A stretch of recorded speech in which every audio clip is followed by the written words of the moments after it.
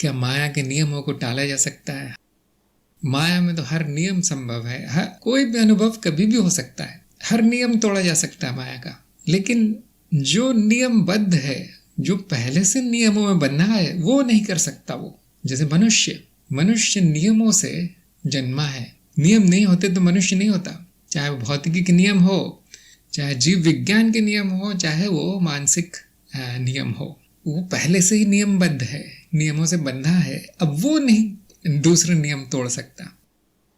आपको मनुष्य के ऊपर उठना पड़ेगा, उसके बाद जो भी अपना बनाना चाहे स्वयं का नियम आप बना सकते हैं। आप अपना लोक बना सकते हैं जिसमें आपके नियम चले। ध्यान रखिए, मैं शक्ति भी हूँ और मैं जो चाहूँ कर सकता हूँ, मैं अनुभव करता भी हूँ, मैं जो चाहूँ वो देख सकता हूँ। इसके लिए आपको मनुष्य रूप से ऊपर उठना पड़ेगा। जो भी विधान बनाना चाहे आप, जो भी आपका भविष्य आप लिखना चाहे आप लिख सकते। माया में सब कुछ संभव है। जिसके हाथ में ये सिद्धि आ गई वो कुछ करता नहीं है। क्यों?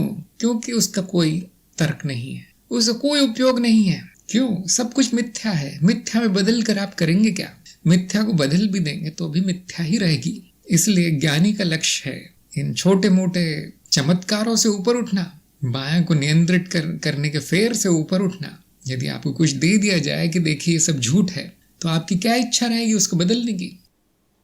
अभी क्यों इच्छा है व्यक्ति की माया को बदलने की? क्यों उसको पसंद नहीं आता जो भी उसके सामने है? क्यों उसकी इच्छा पूर्ति की अभी भी इच्छाएं हैं, वासना पूर्ति की करना चाहता है किसी भी तरह से, नियमों को लांघ के, नियमों को तोड़ के, नियमों का उपयोग करके जैसे तैसे वो ये करना चाहता है। क्यों? क्योंकि जानता नहीं कि वो सब मिथ्या है, जानता नहीं कि ये सारी वासना मेरी नहीं है, जानता नहीं कि ये सब खेल है। मन में आ गया मुझे तो ये करना है, अब तो करना ही है। कहीं से जोड़ तोड़ करके वो बेचारा करने का प्रयास करता है। एक दिन जब आपकी समझ में आएगा कि मैं मनुष्य नहीं हूँ, मैं व्यक्ति नहीं हूँ, मैं जीव नहीं हूँ, कोई भी इच्छा मेरी नहीं है और जो भी दिखाई देता है वो सारा मिथ्या है, अब आपके पास कितनी भी सिद्धियां हो वो रखी रह जाएंगी, उनका कोई उपयोग नहीं है।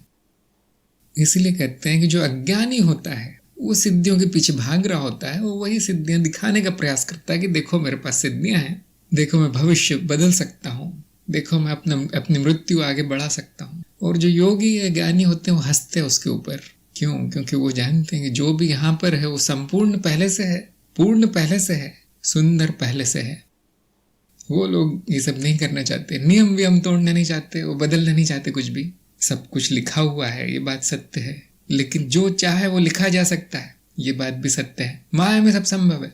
जो अनाड़ी है उसमें नियम में फंसा है, जो ज्ञानी है वो उनके ऊपर उठ गया है, अब वो कुछ नहीं करना चाहता। संपूर्ण स्वतंत्रता है यहाँ पे। मुक्ति का अर्थ यही होता है कि मैं जो सामने है उससे संतुष्ट हूँ। मुक्ति का अर्थ ये नहीं होता कि मैं जो चाहूँ वो करूँ, वो मुक्ति नहीं, वो मूर्खता है। मूर्ख व्यक्ति करेगा ऐसा। जिसने संपूर्णता देख ली है वो कुछ नहीं करेगा, कुछ करने के लिए नहीं है यहाँ। कुछ हो भी गया तो मिथ्या में मिथ्या में ही बदलेगी और कुछ नहीं होगा। माया ही रहेगी, सत्य नहीं हो जाएगी। अब उसको बदल के कोई लाभ नहीं है, बदलना नहीं है आपको। जो झूठ है उसको बदलना नहीं है, जो सच है उसकी तरफ आ जाना है। मूल ज्ञान लेने का प्रयास करें, ये सारे प्रश्न मिट जाएंगे। अनुभवकर्ता और माया एक ही है। मैं ही सागर हूं और मैं ही लहरें हूं। सागर अर्थात अनुभवकर्ता, लहरें अर्थात माया। मेरा ही रूप मुझे दिखाई देता है। क्यों?